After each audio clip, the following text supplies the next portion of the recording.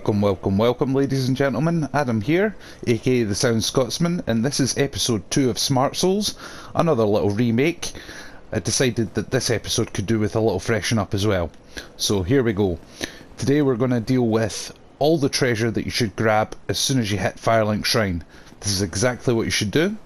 Remember and spend all of your souls first, because we're basically going on a kamikaze mission, a suicide mission, whatever you like to call it.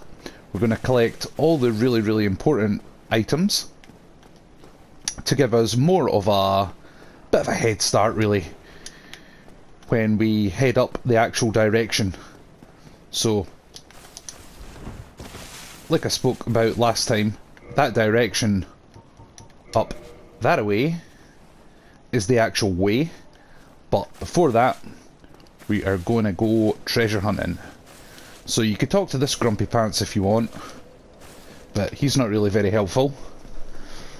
He gives you clues about what to do within the game, but, well, that's my job. So talk to him if you want, but I wouldn't recommend killing him right now, because killing NPCs means you get invaded by blue invaders. They are Blades of the Darkmoon.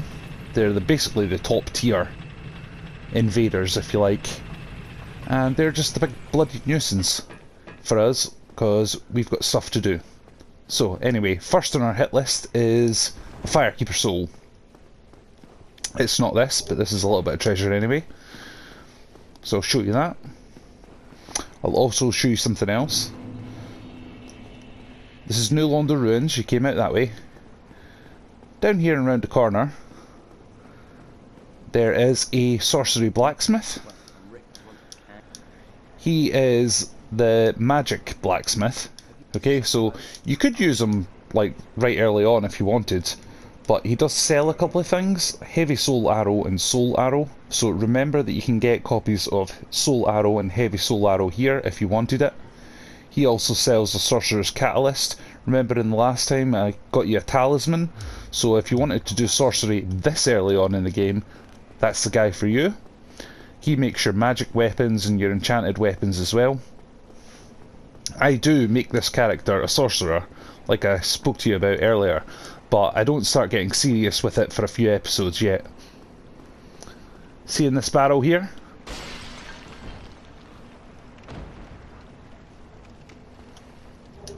Transient Curse. That's a very important item. It lets you actually fight with ghosts. You cannot hit ghosts right now, but the thing is, keep a hold of your Transient Curse.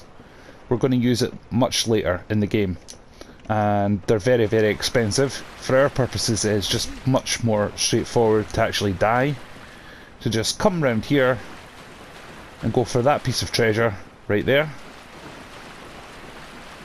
ta-da, and then let the ghosts kill you off, because like I said the last time, if you've got any less than 10,000 souls, it doesn't matter. It doesn't matter one incy-wincy little bit, because in episode 3, by the end of episode 3, I'm going to show you a spot where you can go up and down a ladder and get plenty of souls. So,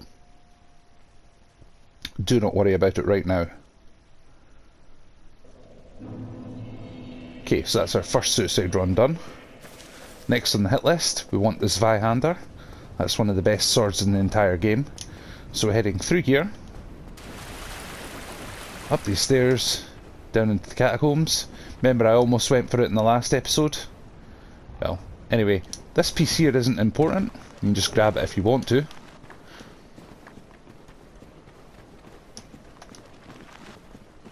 Just avoiding all the skeletons. Head up this way. High road. That's a winged spear. That's not what we're after. This is exactly what we want. Make sure you grab that. That is an excellent sword. And then boom, with the binoculars, and then just jump off here. Okay, next on the hit list is, we might grab the red Tearstone ring actually. But before we do that, remember that firekeeper soul that we just picked up in New Londo Ruins? This item here, we give this to the firekeeper here. Look at the Estus flask in the bottom left hand corner. It just says Estus Flask. Now watch what happens. Reinforce Estus Flask. Yes. Estus Flask +1. So that basically means you get more health back every time you take a swig out of your Estus Flask. That goes up to all the way up to +7. But we only ever get 6 in the first playthrough, and then we get our 7th one in New Game Plus.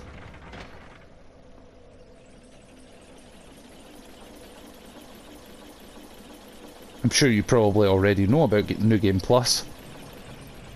But if there's any of you that don't, basically you get to take your character, once you complete the game, you get to take your character into the next again playthrough, where you start at the beginning, and you get to keep all your stuff. It's great. It's a brilliant idea. But of course, the enemies are harder, but they do drop more souls, so, you know, can't have everything. Now, remember you geniuses all took the master key? If you listen to my advice, ta-da! Lets you hear early. Another soul item. That's not what we're here for. What we are here for is mainly the Dragon Crest shield.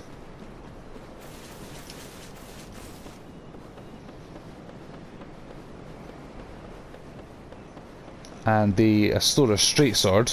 They're both 2 items for platinum. They're on this dragon right now, but if we collect his treasure, then he will wake up, and there's a bonus item we could actually go and get just now. So that's exactly what we're going to do. But hopefully you remember the way here, because I'm going to come back and skip through basically all that, so you don't have to watch me keep doing this every time. Anyway, this is an optional bit, okay? So if you don't manage this, don't worry about it, but it is sort of a worth doing. So don't get too caught up in it. In this cave, though, you get 1 extra humanity. I will go on about humanity in the next episode. I'll teach you about it and that kind of a thing, but it's useless to us right now. So we're not going to use it until the next episode. So I know this is probably quite stressful, but it is worth doing. That's a bonus as well. Don't worry if you don't get that. Up this ladder. That's what we actually want to do.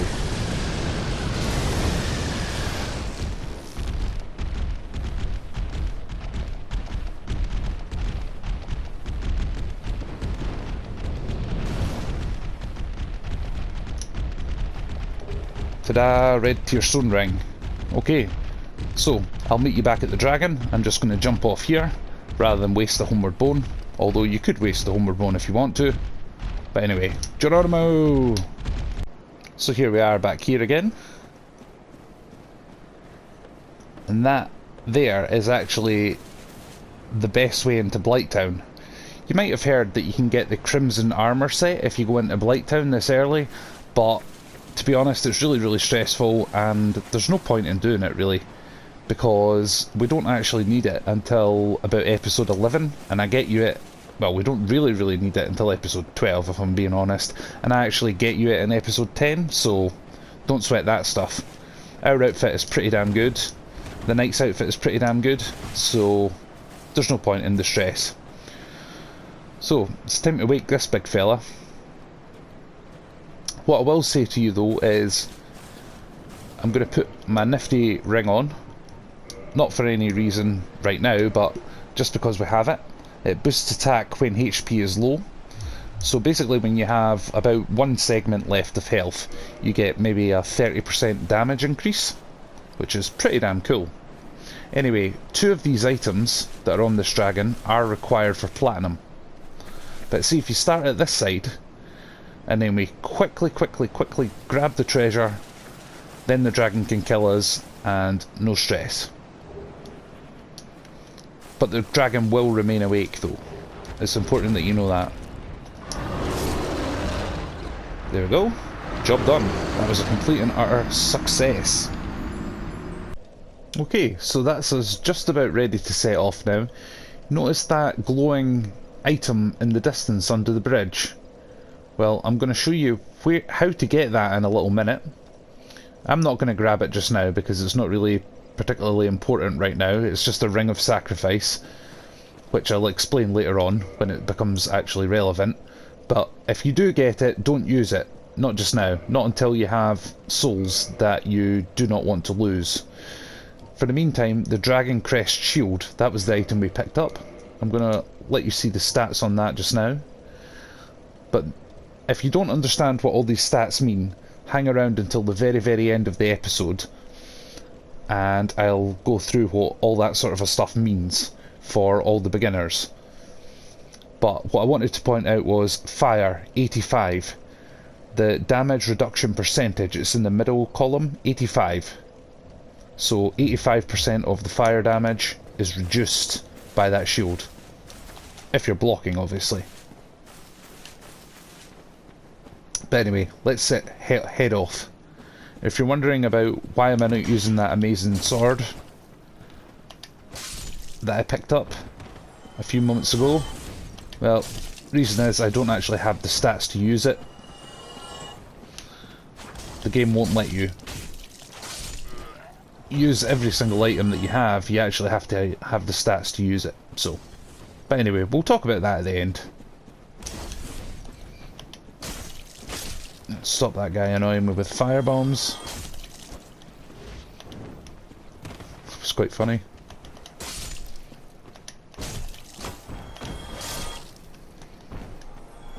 So anyway, that's the way. What you would do is just jump down there and then walk along the edge, and that would get you that ring. A ring of sacrifice, that's what it's called. It basically means when you wear that ring and you die, you do not lose your souls, but the ring breaks. I'll show you a merchant actually in episode 5 where you can buy quite a lot of them actually, but they do cost 5,000 souls each, so it would be a bit of a waste if we were to put it on just now and then die when the value of the ring itself is worth 5,000. So these rats, this one rat here can sometimes drop humanity sometimes. I know I've not went through with you what humanity means, but we're going to talk about that in the next episode. This cage is locked from the other side. We actually get that opened in episode 7. So that's something to look forward to.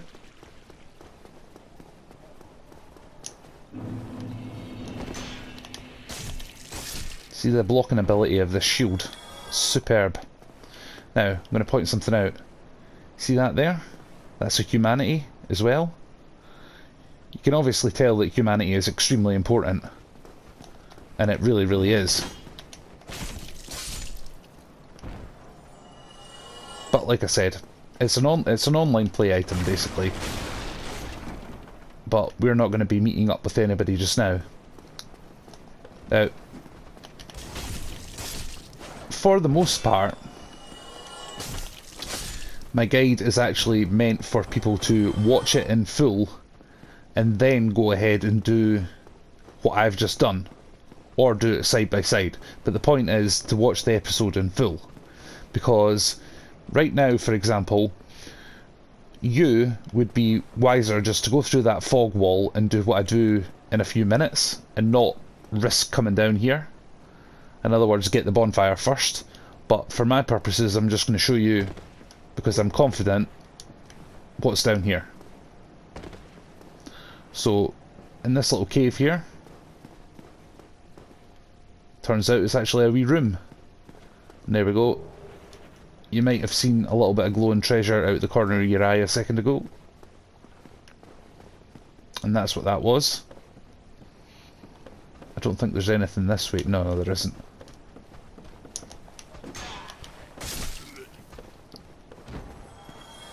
Now,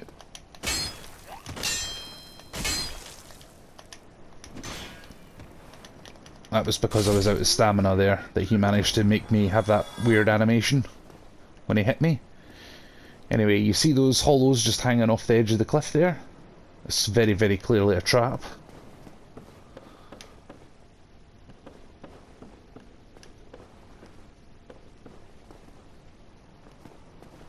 Mind your fingers, pal. And you.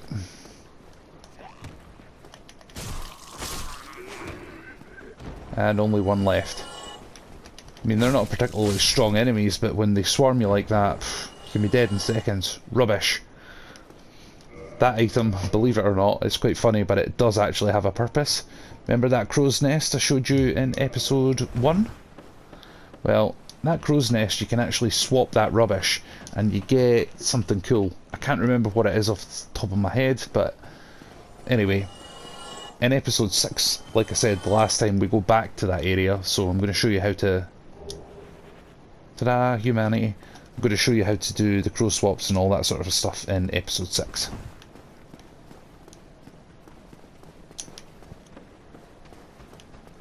I can hear footsteps.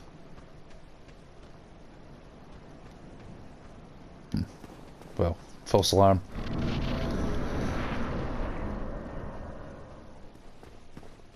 A little bit of treasure around here. Again, nothing important.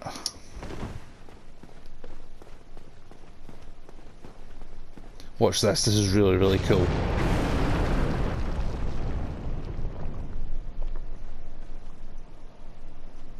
Meet the Hellkite Dragon. It's the only time that ever happens, actually. It's just a one-off.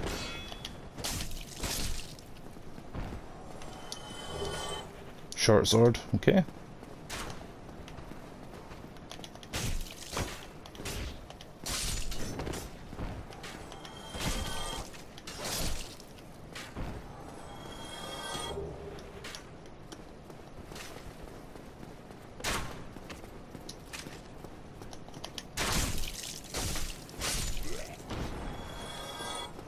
Okay, here we are. So this is the bonfire here. Like that, superb. But what I'm going to show you now as well as a little extra is the shop. Notice I didn't rest because I didn't want all these enemies coming back to life. Have the confidence just to go for straight for the shop.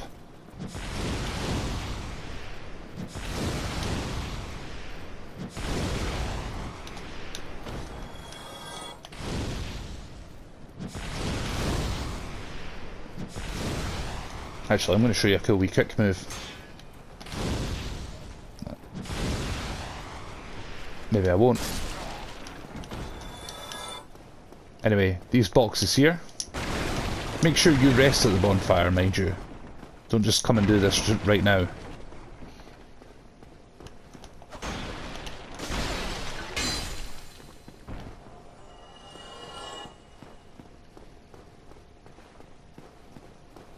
There we go, a merchant. He's not an enemy. Well now, you seem to have then you up. I trade.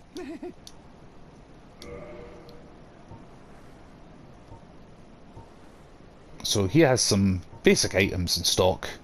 The uniform we've got on is better than what he's got, but arrows.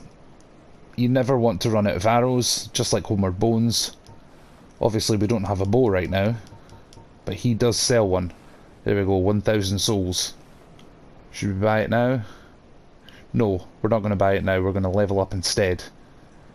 Because at the end of the next episode, it's when we need the bow. We don't need it right now, so... And these three items here, Residence Key, Repair Box and Bottomless Box, we need all of these three things. But we will pick them up in the next episode. Okay, so... That's pretty much it for now, folks. If you already have played the game and you know what everything means... Oh, actually, one more thing in here. A rubbish shield. I'll show you that. That would have been probably a little bit of an improvement over the cracked shield that we got given at the start of the game, but because we get this beautiful shield, we don't need it. It's just junk to us.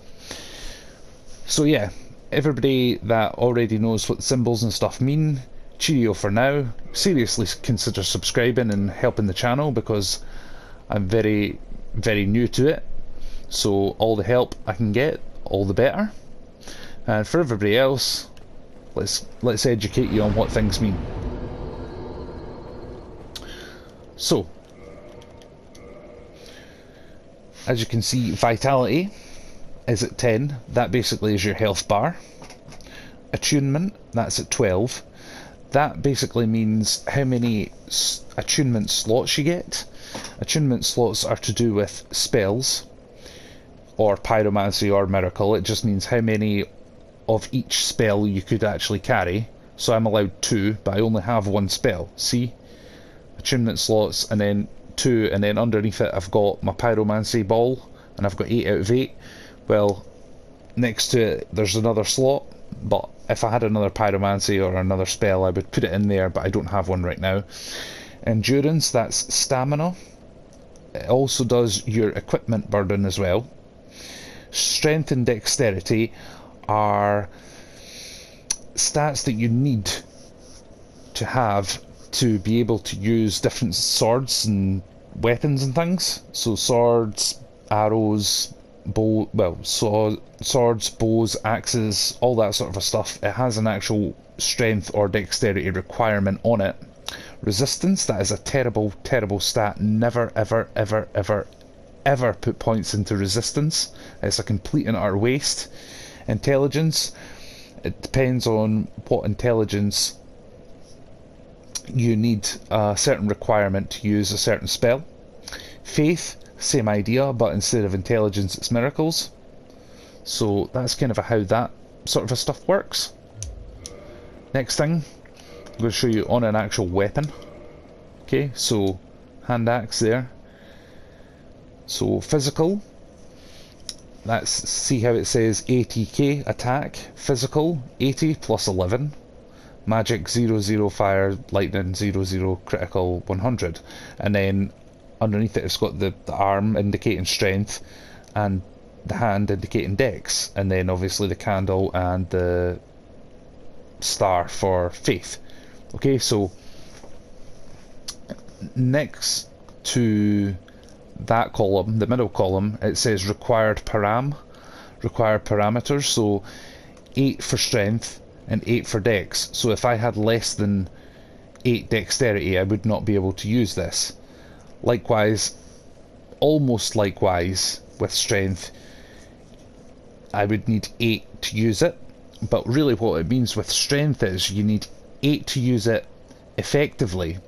But if you have, I believe, 3/4 of the required amount, so say it's 8 strength to use but I had only 6, if I used it in 2 hands it would actually let me use it, as long as I had the dex as well.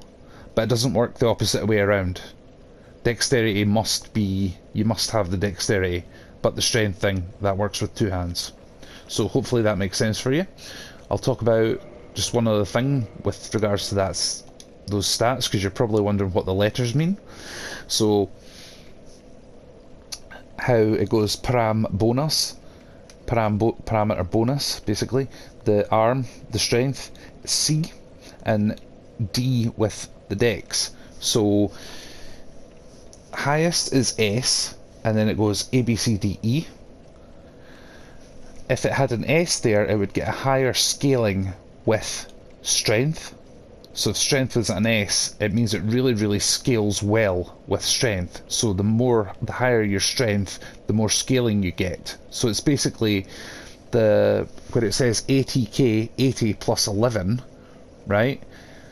Physical attack is 80. That's what it actually is, what the axe actually does. Whereas the plus 11 means that you're getting a little bit of a scaling with C with your strength, and a little bit of scaling with D with your dex, and it's adding that in on top. Okay, so hope that sort of makes sense to you and doesn't blow your mind too much. I'm gonna grab one level. Boom, I got my 16 strength that I need. The next thing that I want to do is dexterity up to 12. I will not take this character's dexterity higher than 14 in this playthrough. It'll be a waste for my particular build, but yours may be different. So strength up to 16 first, and then dexterity to 12 is my next target. Okay, hope you found this informative. Don't forget to like and subscribe and comment. I would like to hear from you, and we'll see you in the next video. Ciao for now.